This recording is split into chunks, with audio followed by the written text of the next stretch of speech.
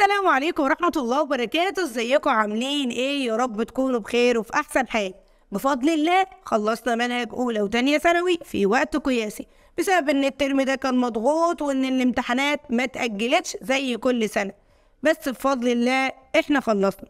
صلوا بقى على رسول الله وركزوا معايا في اللي جاي علشان مهم جدا جدا.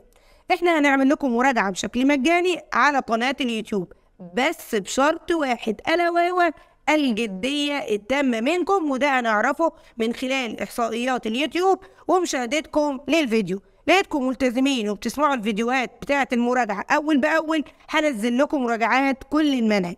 طيب إيه المطلوب مني دلوقتي؟ بكل بساطة كل المطلوب منك إنك تسمع المراجعات بشكل كامل، وهتدخل الامتحان هتجيب الدرجة النهائية بأمر الله.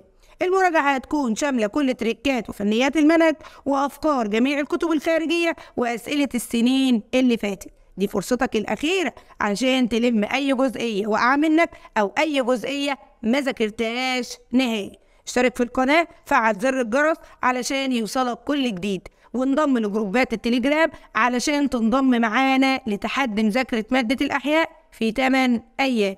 وجدول المراجعة إن شاء الله هينزل لكم على منتدى اليوتيوب وصفحة الفيسبوك، وهتلاقوا كل اللينكات في صندوق الوصف. بداية المراجعة إن شاء الله يوم 15/4.